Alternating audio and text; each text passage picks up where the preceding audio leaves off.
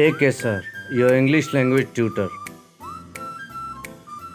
Peep, to take a quick or furtive look. Example, she peeped through the window to see who was outside.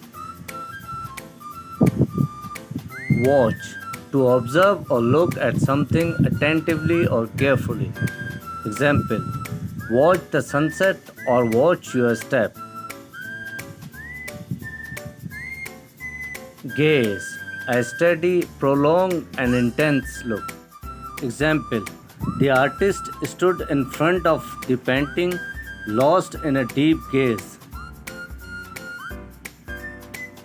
Glance, a quick and brief look. Example, she glanced at her phone to check the time before continuing her conversation. Peer, to look closely or intently at something.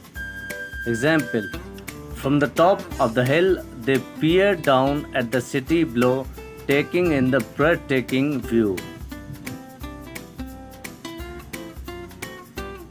Glimpse, a quick and often partial glimpse without having a detailed or sustained observation. Example, the photographer captured a perfect glimpse of the butterfly as it fluttered past the flower. Stare, a prolonged, fixed, and intense gaze at someone or something.